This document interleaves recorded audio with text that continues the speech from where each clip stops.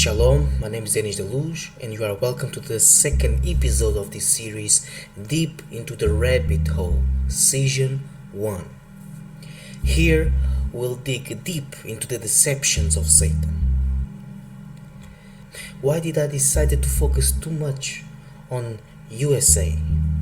Because USA is one of the most influential countries in the world, if not the most influential. Is the best playground to the enemy plant his seeds of deception.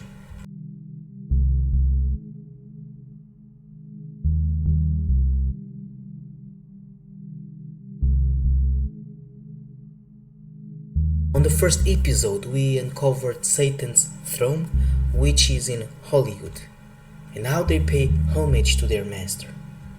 It's a place where they don't just promote propaganda or do their confessions, but also they promote their agendas. Satan is trying to be like God, creating his own world. We also talked about a movie made in 1998, which has a lot of similarities with Charlie Kirk martyr in 2025. This leads us to the next question. Who was Charlie Kirk?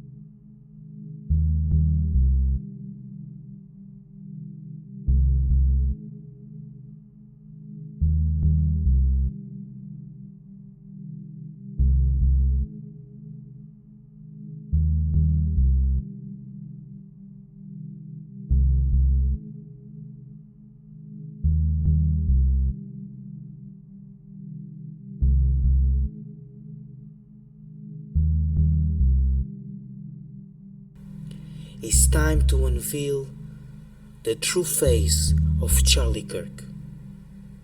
Main political beliefs. Charlie Kirk was known for opposing abortion and LGBT rights and for supporting traditional family values, which goes along with some Christian beliefs.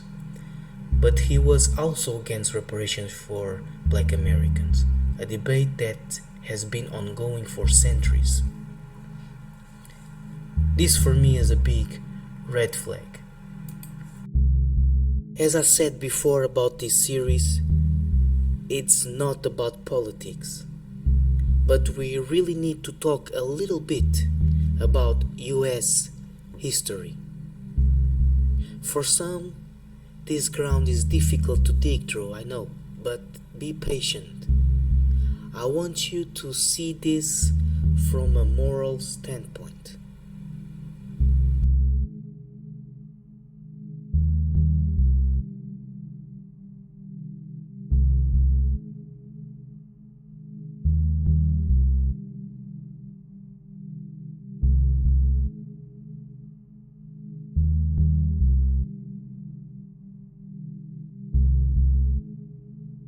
For the most of non-Americans, it's confusing to understand their racial issues because most of other countries don't define population by ethnicity or race.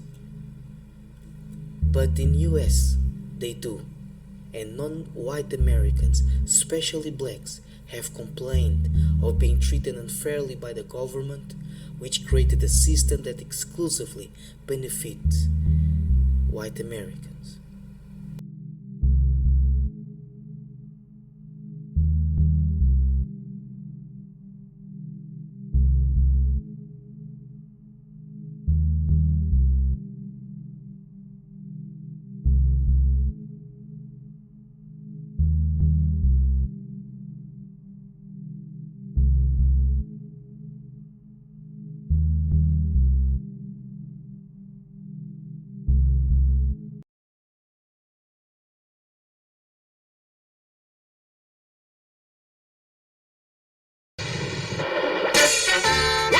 for a brief history of the United States of America. Hi, boys and girls, ready to get started?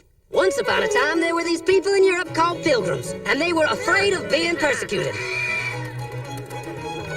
So they all got in a boat and sailed to the New World where they wouldn't have to be scared ever again. Oh, I'm so relaxed. I feel so much safer. But as soon as they arrived, they were greeted by savages, and they got scared all over again. So they killed them all.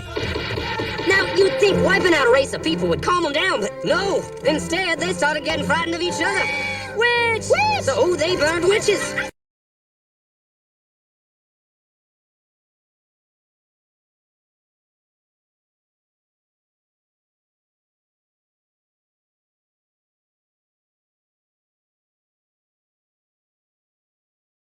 In 1775, they started killing the British so they could be free. And it worked, but they still didn't feel safe. So they passed a Second Amendment which said every white man could keep his gun. I loves my gun. Undeniable facts. The founding fathers of America were not Christians. They were members of Freemasonry and the Enlightenment movement. They endorsed Christian values, but their foundation was strongly rooted in Greek philosophy and Greco-Roman mythology. So, when they say, God bless America, which God they are referring to?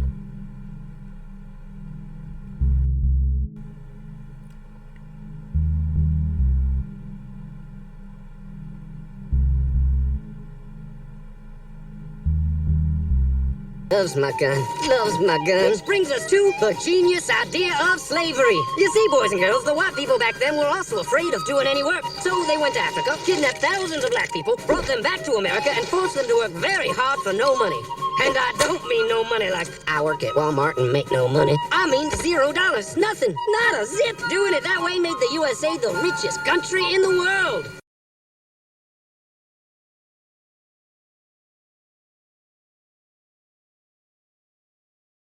So did having all that money and free help calm the white people down? No way. They got even more afraid. That's because after 200 years of slavery, the black people now outnumbered the white people in many parts of the South. Well, you can pretty much guess what came next. The slaves started rebelling. There were uprisings, and old masters' heads got chopped off. And when white people heard of this, they were freaking out and going, I want to live. Don't kill me, big black man. Well, just in the nick of time came Samuel Colt, who in 1836 invented the first weapon ever that could be fired over and over without having to reload. And all the Southern whites were like, yeah! But it was too late. The North soon won the Civil War and the slaves were freed.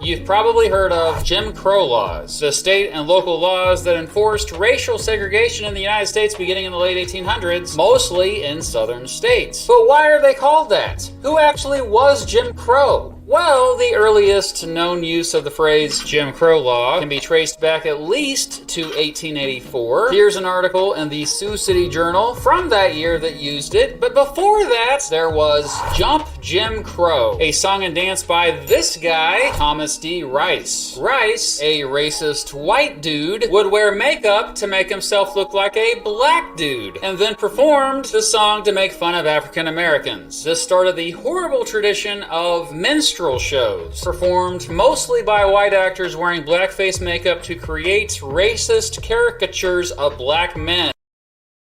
But that is what happened, right? That was what the Jim Crow laws were all about, man. Like, one of the things about slavery is slavery didn't end, boom, now let's give black people jobs. No, slavery ended, and then there was this long period where black men would get arrested for anything and everything. Yeah. And then they'd be forced to work. And they had work camps. And so you were still... the same thing. You could just get caught and you'd be a slave. Tulsa Massacre, 1921. Black Americans established commercial districts all over US as a way to escape to the Jim Crow laws. One of the examples was the Greenwood district in Tulsa, Oklahoma. An incident in an elevator between a white woman and a black man created a bloody dispute between the black and the white residents. The white residents took advantage to steal and destroy black-owned banks, businesses, and homes. Yep, they were free now to go chop all the old masters' heads off. And everybody was like, oh no, we're gonna die. But the freed slaves took no revenge. They just wanted to live in peace. But you couldn't convince the white people of this. So they formed the Ku Klux Klan. And in 1871, the same year the Klan became an illegal terrorist organization, another group was founded, the National Rifle Association. Soon politicians passed one of the first gun laws, making it illegal for any black person to own one. It was a great year for America, the KKK and the NRA. Of course, they had nothing to do with each other, and this was just a coincidence. One group legally promoted responsible gun ownership, and the other group shot and lynched black people. If you were right, when blacks in America did not have the same rights they had today, they were less murderous, there was less break-ins. Why is that? So I'm sorry, are you trying to say that blacks thrive under subjugation? No, I'm not. I'm saying I'm asking you the question. The data shows they were actually better in the 1940s. It was bad, it was evil, but what happened? Something changed. They committed less crimes. Maybe they were afraid. I mean, 4,000 black men, women, and children were killed in violent lynch mobs. If that's your explanation, but I guess racial terror permeated America. You know, this revolution is filled with so many ironies, really. First you tell us that it is manly to keep your word. All right? If you are a man, you keep your word. And now all that the black people in this country are demanding, and even the black people in the whole world are demanding, is that you keep your word. You told us we were free. Well then, show us that we're free. You told us that there is justice, equality for all in this country. Well then, stick to your word and let us see the justice and equality for all. Or else admit to us that you're not a man, you're a worm, you're afraid of us, you're afraid to give us equal stand. You're afraid that if you give us equal ground that we will match you and we will override you. Everyone knows that what we're asking is not $1 million. What we're asking for is humanity. We're asking to be allowed to live like human beings. And God, you tell us that this is too much to ask. You're sick. You're definitely sick. How can you tell me that it's too much to ask to be a human being? This shows they were actually better in the 1940s. You claim you love America. Well, we love America. But you are driving us back and you are making a Samson out of us, and we are going to pull down the building. Should you try to pretend that I'm crazy because I want America to be saved? And then you think we have no right to ask for something? Is it too much to ask you to grant us human dignity? Should we be put down and shot to death for this request? If so, you can aim your guns. What the hell do you think we care about dying if you're going to deny us the right to live? This shows they were actually better in the 1940s. And that's the way it was all the way to 1955, when a black woman broke the law by refusing to move to the back of the bus. White people just couldn't believe it. Well, I won't say no. What's going on? Man, all hell broke loose. Black people everywhere started demanding their rights, and white people had a major freaky field meltdown. And they were all like, run away! Run away! And they did. They all ran fleeing to the suburbs where it was all white and safe and clean. And they went out and bought 250 million guns and put locks on the doors, alarms in the houses, and gates around the neighborhoods. And finally, they were all safe and secure and snug as a bug.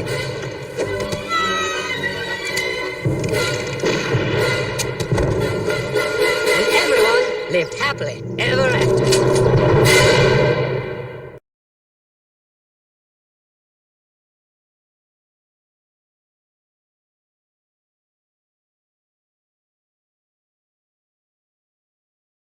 Eugene Burnett came home with almost 1 million other black GIs. They had fought for the country in segregated ranks, They returned hoping for equality and the American dream. Went up to the salesman, we're interested in your home, we're interested in buying one, and what is the procedure? Is there an application to be filled out? So forth. So he looked at me, looked around, and he said to me, he says, listen, it's not me, but the owners of this development have not as yet decided to sell these homes to Negroes. So that those communities that were all white, suburban, and far away from minority areas, they received the highest rating, and that was the color green. Those communities that were all minority or in the process of changing, they got the lowest rating, and the color red. They were redlined. Between 1934 and 1962, the federal government underwrote $120 billion in new housing. Less than 2% went to non-whites. Actually better in the 1940s. I can understand an individual, depending on his environment or his family or whatever, being racist, but for your country to sanction it, give him tools to do that, there's something deadly wrong there. Blacks weren't completely left out of the housing market. The housing market that they were exposed to was largely public housing. And public housing, first of all, was built almost exclusively, with a few exceptions, in the central city. And after World War II, we started building these larger and larger public housing projects, which are called vertical ghettos. All of a sudden, you're concentrating large numbers of poor people of color in one place. Actually better in the 1940s. Another federal program, urban renewal, was supposed to make cities more livable. 90% of all housing destroyed by urban renewal was not replaced. 2/3 of those displaced were Black or Latino. This shows they were actually better in the 1940s. Fair housing for all human beings who live in this country is now a part of the American way of life.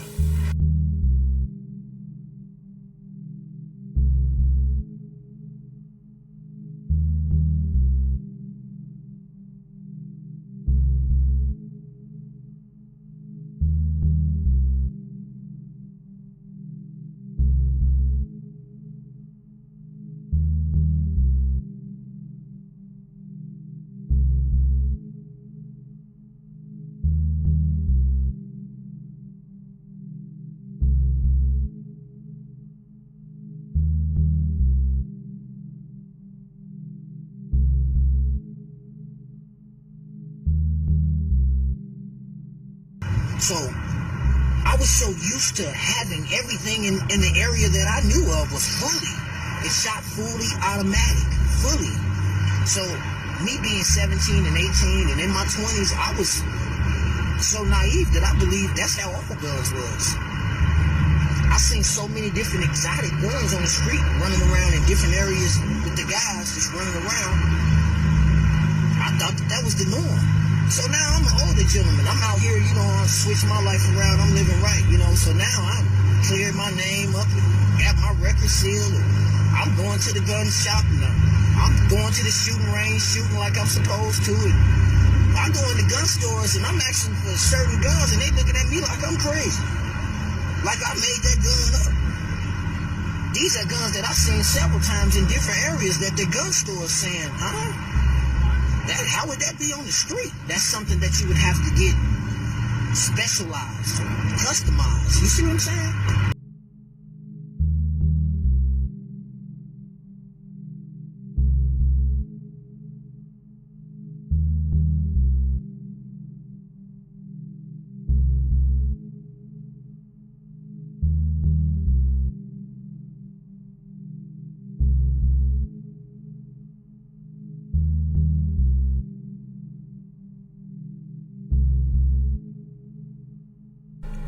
Before, they were fighting for equal rights. Now they are fighting over a corner.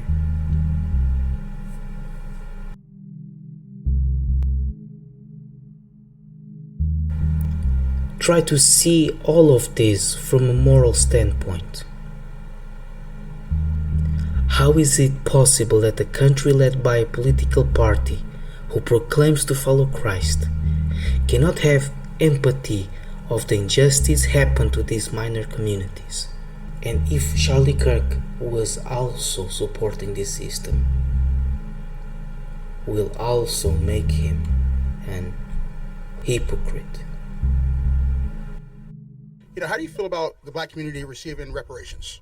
I'm against that. Yeah. Okay. Well, why so? So here's my view, and I want to hear yours. Okay. Which is that I did not own slaves, and you were not a slave. Correct. Right. So we are individuals, and therefore we cannot be held accountable or should receive something from something that didn't happen to us or something we did not do.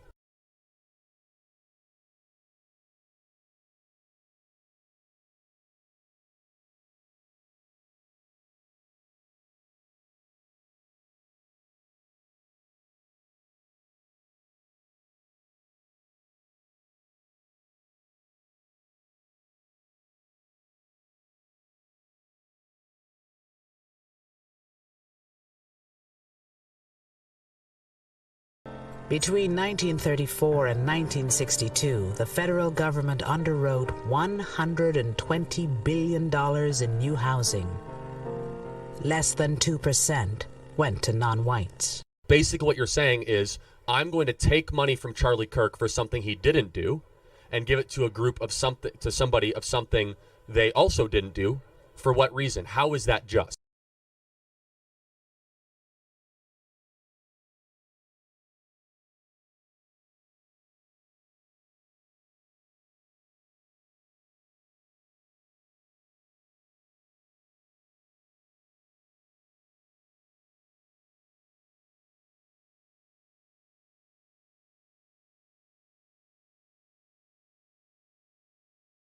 So what is a way that we could try to help all communities? Here's maybe we can find some common ground, right? Instead of reparations. Sure. Is that we need to break the cartel of public sector teacher unions and make it easier for people of all backgrounds, but specifically Hispanic and black individuals, to have a quality education. Secondly, we need to put fathers back in the home. Yeah, I agree with that. If we can find common ground on that, I think that would go a lot further than just giving cash for people that happen to be related to something evil that happened a little while ago.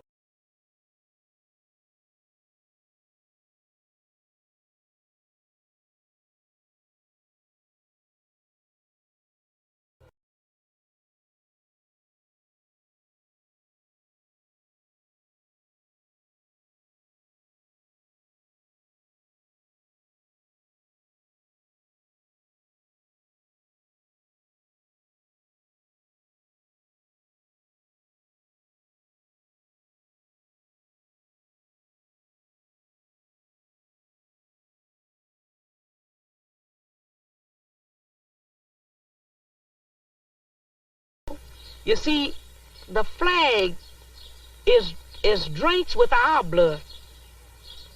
Because you see, so many of our ancestors was killed because we have never accepted slavery. We had to live on it, but we've never wanted it. So we know that this flag is drenched with our blood. And people ought to understand that. I don't see why they don't understand that. They know what they've done to us. All across this country, they know what they've done to us. This country is desperately sick.